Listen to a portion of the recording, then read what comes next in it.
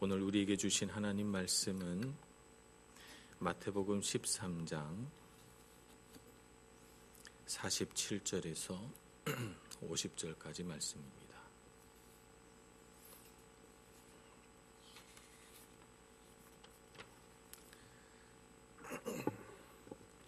저와 여러분이 한 목소리로 같이 봉독하겠습니다. 시작. 또 천국은 마치 바다에 치고 각종 물고기를 모는 그물과 같으니 그물에 가득함에 물가로 끌어내고 앉아서 좋은 것은 그릇에 담고 못된 것은 내버리느니라. 세상 끝에도 이러하리라. 천사들이 와서 의인 중에서 악인을 갈라내어 풀무불에 던져 넣으리니 거기서 울며 이를 갈리라. 아멘. 예수님의 비유 말씀은 생활 밀착형 비유다 이렇게 말할 수가 있습니다. 왜냐하면 당시의 서민들이 익숙하고 매일의 생활 속에서 접하는 그런 주제들, 그런 소재들을 사용하셨기 때문에 그렇습니다.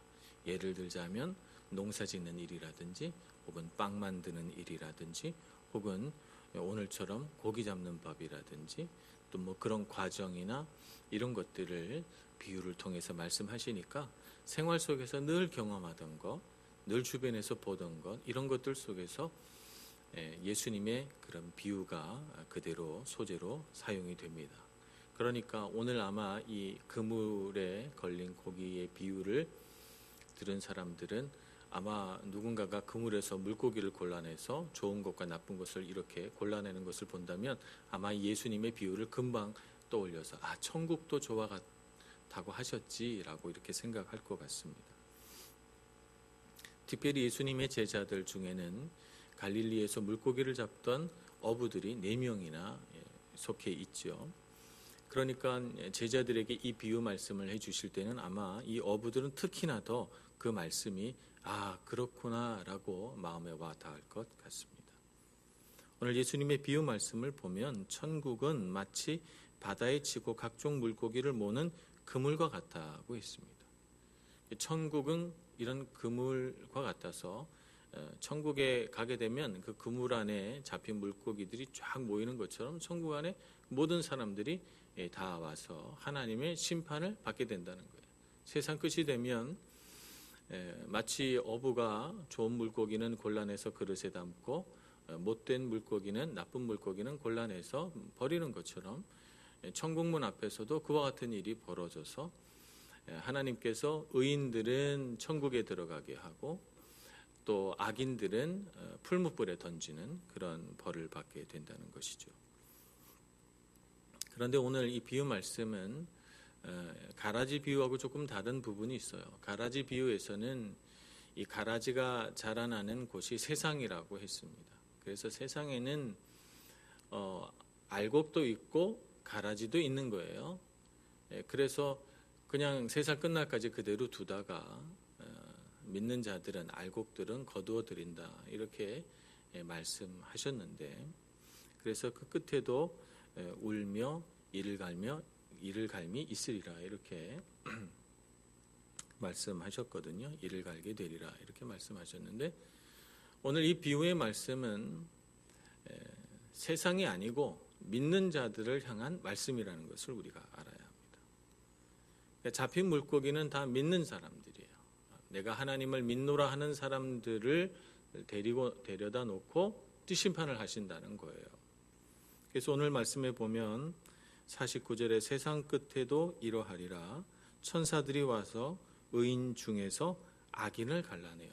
그러니까 의인 중에서라고 하는 말은 자칭 의인이든 타칭 의인이든 일단 의인이라고 믿고 있고 의인이라고 불리는 사람들을 다 모아놓고 그 중에서 악인들을 골라낸다는 것이죠. 그것이 바로 가라지 비유와 다른 점입니다. 던져진 이들은 풀무불에 던져져서 울며 이를 갈리라 이렇게 표현합니다. 울며 이를 갈리라 라고 하는 이 표현은 특별히 굉장히 그 히브리적인 표현인데요. 신약 성경에서는 마태복음에서 6번이 사용되고 누가복음에서 1번 사용되고 그리고 다른 어떤 복음서에도 또 다른 어떤 곳에도 없어요. 이를 간다고 하는 것이 사도행전에 딱 한 번 나오는데 스데반이 하늘을 우러러보면서 예수님이 하나님 보좌 우편에 앉아 계신 것을 보노라라고 그가 외쳤을 때 유대인들이 이를 갈며 스데반을 끌어다가 성문 밖에서 돌을 던져 죽였다는 기록이 남아있죠. 그 외에는 울며 이를 간다라고 하는 이 표현은 구약 성경에는 여러 번 등장합니다만 그러나 신약 성경이 이렇게 마태복음에 집중되어 있는 모습을 보게 됩니다. 굉장히 히브리적인 표현입니다. 무슨 뜻인가? 풀무불에 던져진 이들이 그곳 고통받는 지옥에서 의인들이 살고 있는 천국을 바라보며 이인들이 살아가는 그 행복을 보면서 느끼는 괴로움과 분노, 이것을 그렇게 표현한 것이죠.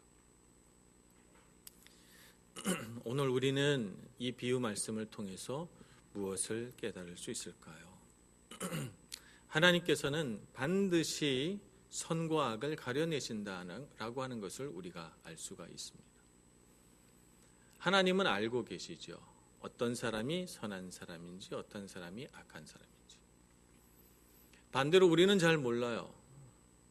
우리는 어렴풋하게 알 뿐이지 사실은 정확하게 알 수 없습니다. 사실은 우리는 그 선과 악을 분별할 능력도 혹은 선과 악을 분별할 권한도 우리에게 주어져 있지 않아요. 그래서 우리는 사람을 볼 때 누가 선한 사람인지 누가 악한 사람인지 그것을 도무지 분간해내기 어렵습니다. 왜냐하면 악한 자들은 자기가 악하다고 절대 자기 자신을 그렇게 오픈하지 않습니다. 만약 우리 중에 누군가가 나는 악한 자요, 나는 죄인입니다 라고 하면 그 사람은 선한 사람일 가능성이 대단히 높습니다. 왜냐하면 선한 사람들은 날마다 주님 앞에 가슴을 치며 나는 악한 자요, 나는 죄인입니다 이렇게 고백하니까요. 그런데 악한 자들은 절대 그렇게 하지 않습니다. 악한 자들은 그런 고백이 없어요. 악한 자들은 이 세상에서 정말 힘쓰는 일들은 뭐냐 하면 어떻게 하면 내가 선한 자처럼 속일 수 있을까? 어떻게 하면 내가 악한 자라는 것을 부정하고 거짓말할 수 있을까? 어떻게 하면 내 안에 있는 이 더럽고 추악한 것들을 감추고 위선적인 삶을 살 수 있을까? 어떻게 하면 내가 선한 자들 가운데 성공적으로 숨어 있을 수 있을까라고 하는 것이죠. 그렇기 때문에 그들이 그렇게 온 신경과 온 에너지를 집중해서 선한 사람처럼 위장하고 우리 가운데 숨는 것을 누가 막을 수 있단 말입니까? 우리 믿음 있는 사람들은, 선한 자들은 하나님 앞에서 날마다 가슴을 치며 주여 나는 죄인입니다 라고 고백하면서 하나님을 바라보기에 온 신경과 집중을 하지 어떻게 하면 내가 악한 자들을 골라낼까 눈을 부릅뜨고 막 찾아내려고 그렇게 하지 않기 때문에 그렇습니다. 그러나 악한 자들은 하나님을 보는 데는 아무런 에너지도 아무런 능력도 발휘하지 않습니다. 오로지 선한 자들 가운데 성공적으로 숨어 있는 것에 자기의 에너지를 쓰죠. 그렇기 때문에 우리는 우리 가운데 있는 악한 자들을 분별할 능력도 사실은 하나님께서 그것을 분별해서 심판할 권한도 우리에게 주시지 않았다는 것입니다. 그러나 하나님은 아신다는 것이죠. 하나님은 우리를 사랑하셔서 그렇게 선한 마음을 품고 살아가는 사람이나 악한 마음을 품고 살아가는 사람이나 동일하게 시간을 주십니다. 하나님 앞에 돌아와 주님을 제대로 섬길 시간 말입니다. 하나님께서 이 세상에 악한 자나 선한 자나 모든 자에게 햇빛을 주시고 모든 자에게 비를 내리시는 것처럼 하나님은 공평하게 모든 자들에게 동일한 시간을 주십니다. 하나님의 심판이 유예된 이 세상을 동일하게 악한 사람이나 선한 사람이나 살아가는 것이죠. 하나님은 바라십니다. 하나님 앞으로 돌아오기를. 그렇기 때문에 오늘 예수님의 이 비유의 말씀은 하나님은 그렇게 무서운 분이시구나라고 하는 것을 느끼는 것이 이 비유의 목적이 아닙니다. 만약 하나님께서 이런 심판을 하신다 그러면 이 심판은 하나님 고유의 권한이시고 하나님만이 이런 심판을 하실 수 있기 때문에 뭐하러 우리에게 얘기합니까? 그대로 놔뒀다가 하나님께서 그냥 우리에게 시간 주셨다가 심판의 때가 되면 그냥 심판하시면 되는 것이죠. 그런데 이 사실을 예수님을 통해서 비유로 우리에게 가르치시는 이유는 심판이 유예된 이 세상에서, 연기된 이 세상에서 예수님의 말씀을 경고로 받아들이고 하나님 앞으로 돌아오라는 것입니다. 이런 심판이 있으니 두려워하고 떨며 돌아오라. 심판의 때가 어느 때에 닥칠지 모르니 심판의 때가 닥쳐서 후회하고 눈물 흘리지 말고 천국에서 행복을 누리는 사람들을 보며 울며 이를 갈지 말고 괴로워하고 분노하지 말고 하나님 앞으로 돌아오라라고 우리에게 경고하시며 부르시는 것입니다. 그러므로 오늘 우리가 이 비유 말씀을 들으면서 우리가 생각할 수 있는 첫 번째는 깨어 있으라라고 하는 것입니다. 깨어 있으라.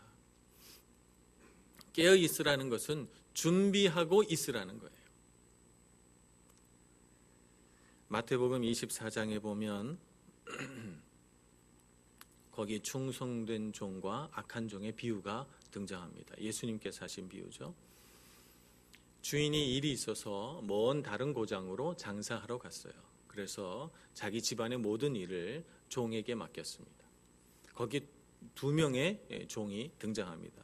착하고 충성된 종은 주인이 맡긴 이 모든 재산, 주인의 모든 재산을 잘 관리하려고 애를 씁니다. 그래서 때가 되면 자신이 기르는 그 동물들에게 다 먹이를 주고 또 주신 주인의 재산을 잘 관리해서 주인이 언제 돌아올지 모르지만 하여튼 돌아오시면 칭찬받을 수 있게 모든 일들을 다 제대로 합니다.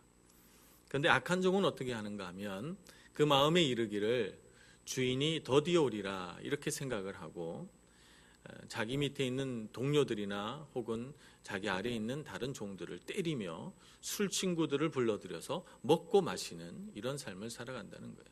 그래서 어느 날 주인이 정말 알지 못하는 때에 갑자기 와서 이 악한 종을 심판하여 바깥으로 내어 쫓고 그렇게 한다는 것이죠. 그러면 악한 종이 슬피 울며 이를 갈리라 이렇게 예수님께서 비유로 말씀하십니다. 이 말씀에서 우리가 알 수 있는 것은 항상 우리는 준비되어 있어야 한다는 것입니다. 주님께서 언제 오실지 모른다고 더디오리라 생각하고 우리 마음을 태만하게 하고 내게 주신 하나님의 은혜와 내게 주신 하나님께서 맡기신 이 세상 재물이나 혹은 능력들을 함부로 사용하고 내 마음대로 내 것인 것 마냥 사용하게 되면 주인이 와서 내 것이라고 생각했던 그것을 찾으려고 하실 때에 나를 악한 종이라고 부를 수 있다는 것입니다. 그러므로 우리는 충성되고 지혜 있는 종이 되어서 내게 맡겨주신 것들을 잘 관리하여 하나님께 영광을 돌리는 삶을 살아가야 한다는 것입니다. 그렇게 살아가기 위해서 깨어있기 위해서는 우리에게 꼭 필요한 것이 하나 있는데 바로 기도하는 것입니다. 깨어있는 사람은 기도합니다. 기도하는 사람은 깨어있기 마련입니다. 그러므로 우리가 우리 삶에서 기도를 잊어버리면 안 됩니다. 기도한다는 것은 뭐냐 하면 하나님을 바라보고 하나님을 소원하는 거예요. 선한 종이 되려고 하면 어떻게 해야 되는가? 주인이 멀리 떠나가 있음에도 불구하고 주인님께서 언제든지 오실 수 있다고 생각하고 주인이 오신다는 것을 늘 가정하고 주인을 바라보고 주인을 향하여 자기의 충성된 마음을 날마다 새롭게 하니까 선한 종이 되는 거죠. 주인이 언제 오실지 모르고 아마 주인이 더디 올 것이다 생각하고 주인은 잊어버리고 주인의 물건을 1년, 2년, 3년, 4년, 10년 이렇게 하다 보니까 내 물건 같고 내 것 같고 그래서 내 마음대로 쓰는 종이 그 악한 종이죠. 우리의 것은 우리의 것이 아니라는 사실을 알고 하나님께서 주신 것을 하나님께서 주신 것이라고 인식할 수 있는 통로는 기도밖에 없습니다. 그래서 하나님을 바라보고 하나님을 소원하고 하나님을 기다리는 것, 이것이 우리에게 꼭 필요한 일입니다. 마태복음 8장에 보면 예수님 앞에 나와서 자신의 부하를 고쳐달라는 한 백부장이 등장합니다. 이 사람은 유대인이 아닙니다. 백부장이 와서 예수님께 요청합니다. 그래서 백부장의 요청을 받고 유대인이 아님에도 불구하고 예수님은 흔쾌히 부하를 고쳐주겠다고 같이 가자고 하십니다. 그랬더니 백부장이 예수님께 말씀드리기를 예수님이 나와 함께 내 부하의 집까지 가는 것을 내가 감당할 수 없다고 말합니다. 나도 남의 수하에 있는 사람이요, 나도 내 수하에 부하를 부리는 사람으로서 내가 부하에게 명령하기만 하면 이 명령을 부하들이 다 듣는다는 거예요. 순종한다는 거예요. 그러니 예수님 오실 필요 없이 말씀만 하시옵소서 이렇게 말합니다. 그래서 예수님께서 깜짝 놀라십니다. 감탄하시고 감동받으셔서 이스라엘에 이만한 믿음을 가진 사람을 내가 본 일이 없다 이렇게 말합니다. 그러면서 유대인들을 향해서 말합니다. 하나님 나라의 상속자들인 너희 유대인들아, 너희들은 하나님의 심판이 이르는 때에 슬피 울며 이를 갈리라 이렇게 말합니다. 왜냐하면 이 이방인 백부장은 예수님께서 하나님의 대리자로서 이 땅에 오셔서 그저 말씀만 하시기만 하면 하나님의 뜻이 이 땅에 이루어지는 것을 보는데, 하나님을 믿고 하나님을 섬긴다고 하는 유대인들은 예수님께서 그토록 기다리던 메시아의 모습으로 이 땅에 왔음에도 불구하고 예수님을 믿지도 예수님을 따르지도 예수님의 가르침에 대하여 감동받지도 않으니 예수님께서 그 마음속에 안타까움을 가지고 그렇게 말씀하신 것입니다. 오늘 우리가 기도한다는 것은 이 백부장과도 같이 예수님께서 우리에게 말씀하신 것이 다 이루어질 줄 믿고 주님을 바라보고 주님께 기도하는 것입니다. 주님을 소원하는 것입니다. 그러므로 우리 마음속에 이런 간절한 소원이 사라지면 우리는 눈이 금세 어두워져요. 우리는 눈이 어두워져서 이게 다 내 것인 줄 알고 내 마음대로 쓰고 나의 생명과 나의 재산과 내가 누리는 이 세상의 모든 것이 다 주님 것임을 잊어버리고 내 마음대로 살아가려고 하는 잘못된 생각에 사로잡히는 것입니다. 깨어 있으라 라고 하는 것은 날마다 주님 오시는 날을 준비하고 기도하며 하나님을 하나님으로 주님을 주인으로 섬기는 삶을 계속해서 유지하라는 것입니다. 그것이 충성되고 지혜 있는 자의 모습입니다. 오늘 우리가 이 땅에서 심판이 유예된 이 삶을 살아갈 때 이 지혜롭고 충성된 종의 자세를 잊어버리면 안 될 줄로 믿습니다. 두 번째 우리가 알아야 할 것은 좁은 문으로 들어가기를 힘써야 된다는 것입니다. 좁은 문으로 들어가려고 힘쓴다는 것은 우리가 이 세상에서 많은 사람들이 넓은 문, 넓은 길로 가면서 추구하는 이 세상의 성공과 부유함과 어떤 명예와 이런 것들에 도취돼서는 안 된다는 것입니다. 좁은 문으로 들어가라는 것이죠. 이 좁은 문은 넓은 문과 달라서 들어가는 사람이 잘 없어요. 그래서 좁은 문으로 들어가려고 하면 굉장히 외롭습니다. 왜냐하면 좁은 문에는 그냥 한 사람 정도만 들어갈 수 있게 돼 있고 들어가는 사람도 잘 없으니까 내가 들어갈 때도 좁은 문을 들어갈 때 내 앞에도 사람이 없고 내 뒤에도 사람이 없어요. 그래서 좁은 문을 들어가려고 할 때 굉장히 외롭습니다. 이 좁은 문을 갈 때 나와 같이 갈 수 있는 동행자가 잘 없어요. 아마 한참 전에 한 명 갔을 거고 내 눈에 보이지 않지만 내가 그 뒤에 또 한참 뒤에 가고 있는 거예요. 그렇기 때문에 이 좁은 문은 늘 외로움을 감수해야 되는 것입니다. 그런데 우리 사람의 마음이 참 이상해서 누가 같이 할 때 안정감을 누려요. 믿음 생활도 누가 이렇게 같이 이렇게 막 으쌰으쌰 하면 이게 맞는 것 같고 막 그렇게 하면 더 좋겠다는 생각을 갖게 되죠. 그러나 하나님께서 정말 우리에게 원하시는 참 믿음은 여러 사람이 같이 있어서 으쌰으쌰 해가면서 막 잘할 때가 아니라 나 혼자 홀로 하나님 앞에 섰을 때 그때 믿음 있는 사람이 진짜 믿음 있는 사람인 것입니다. 우리가 신앙생활 하다 보면 막 으쌰으쌰 해가지고 모든 사람이 다 하자고 해서 잘 될 때가 있어요. 그러다 보면 나는 큰 믿음 없는데 사람들이 같이 가자고 하니까 엄격결에 같이 가면서 일이 잘 되는 거 보니까 같이 기뻐하고 이렇게 됩니다만 사실은 그게 진짜 믿음은 아니에요.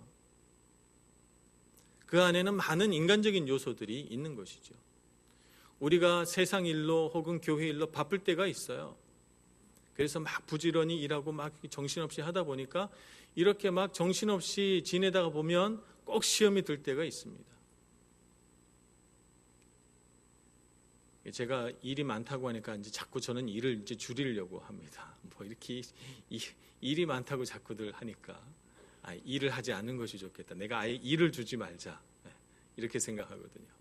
일이 많아서 시험 들고 일이 많아서 신앙생활에 불편하다면 뭐 하루 일을 합니까? 일하지 말고 열심히 나와서 예배하고 열심히 기도하면 되는 것이죠. 세상에서 막 바쁜 일들이 너무 많아요. 그래서 쫓겨며 막 살아. 바쁜 일을 할 때 우리 안에 있는 것은 뭐냐면 잘 되기를 원하고, 바쁜 일들을 하면서 뭔가 성공하기를 원하고, 바쁜 여러 가지 일들을 하는 이유는 이렇게 해서 돈을 많이 벌기를 원하고, 바쁜 일을 이렇게 많이 해서 사람들에게 인정과 칭찬을 받기를 원하고, 뭐 그렇게 됩니다.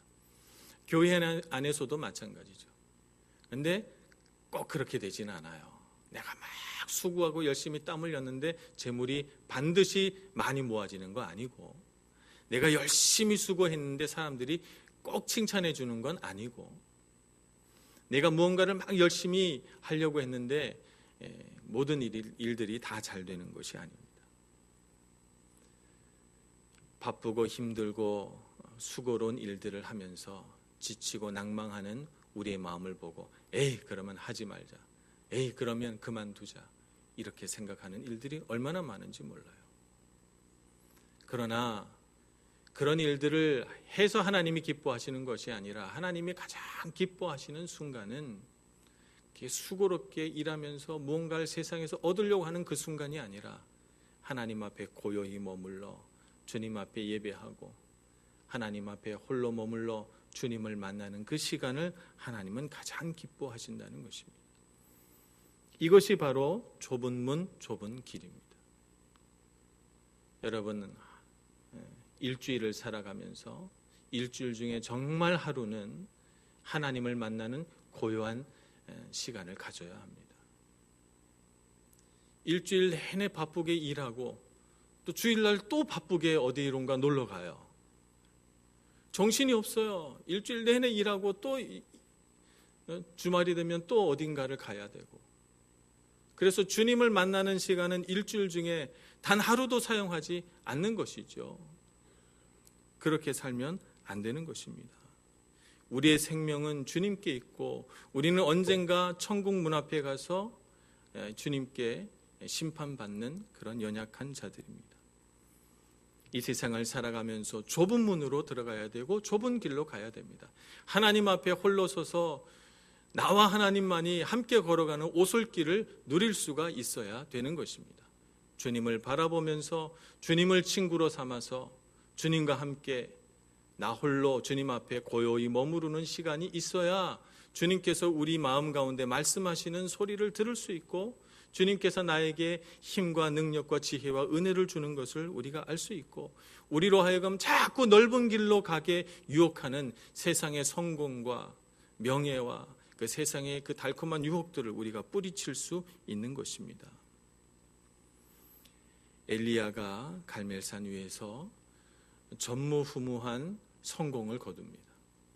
그는 그곳에서 바알 선지자와 아세라 선지자 400여 명을 처형하고 하나님께서 승리하셨다는 것을 선언합니다. 하나님의 놀라운 능력으로 비가 내리고 그는 아합 왕 앞에서 말을 타고 가는 아합 왕 앞에서 막 다름박질하여 그보다 먼저 달려갑니다. 놀라운 능력이 그에게 임했지만, 그러나 여러분, 그 놀라운 갈멜산 사건 뒤에 반전이 있는 것을 봅니다. 그는 이세벨 왕비의 그 협박에 쫓겨서 말이죠, 그 다음날 즉시로 광야로 가서 계속해서 광야로 도망을 갑니다. 그리고 노렘나무 아래에서 하나님 앞에 죽기를 원하면서 쓰러져 버리고 말죠. 그가 하나님을 붙들고 살았지만 갈멜산의 승리를 그가 성취하는 순간 그는 그만 넓은 길로 가려고 하는 마음에 사로잡혔던 것입니다. 그래서 이제 그에게 하나님께서 주신 능력이 펼쳐져서 아합 왕이 다스리는 이 나라가 하나님의 나라가 될 거고, 그래서 자신의 능력이 이 땅 위에서 막 펼쳐질 거라고 믿었습니다. 그러나 갈멜산의 사건 뒤에 아무것도 달라지지 않고 오히려 자신에게 죽음의 위협과 협박이 가해지자 그의 마음속에는 그 기대하고 소망했던 것들이 와르르 무너지면서 하나님 왜 이렇게 되는 것입니까? 라고 생각하며 그는 광야로 나갔던 것입니다. 하나님은 그에게 물과 떡을 주어 먹게 하고 일으키셔서 하나님의 산 호렙산으로 오게 합니다. 그리고 거기에서 두 번 물으십니다. 열왕기상 19장 9절과 13절 두 번에 걸쳐서 하나님이 엘리야에게 말하십니다.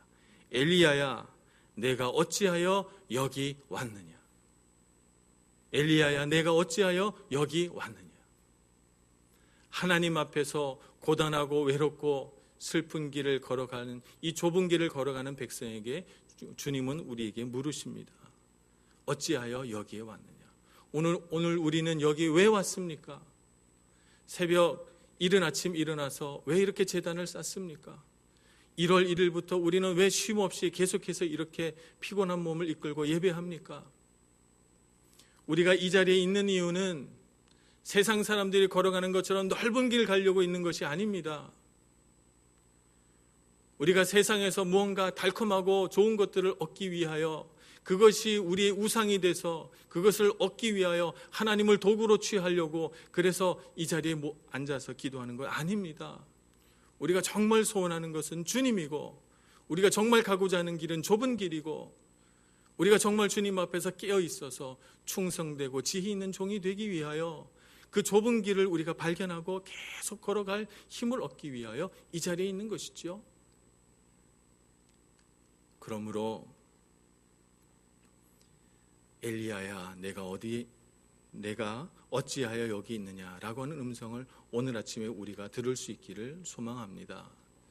내가 하나님을 믿는 이유, 내가 주님 앞에 예배하는 이유, 주님 앞에 기도하는 이유를 분명히 알고 지혜롭고 충성된 종이 되어 주님께서 심판하시는 그날 우리는 두려움도 무서움도 떨림도 없이 환하고 기쁜 얼굴로 주님을 마주할 수 있기를 원합니다.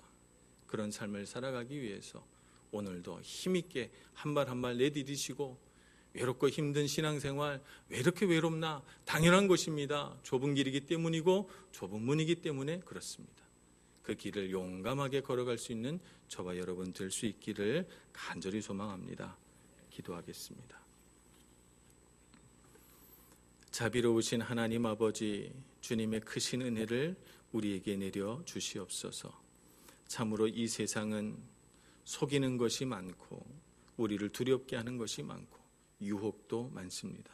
주님, 우리로 하여금 주님이 원하시는 길, 주님께서 우리를 가라 명하신 그 길을 잘 걸어갈 수 있도록 우리로 하여금 하나님을 만나고 하나님을 묵상하고 하나님께 기도할 수 있는 저희들의 삶이 되게 하여 주시옵소서. 예수님의 이름으로 기도합니다. 아멘.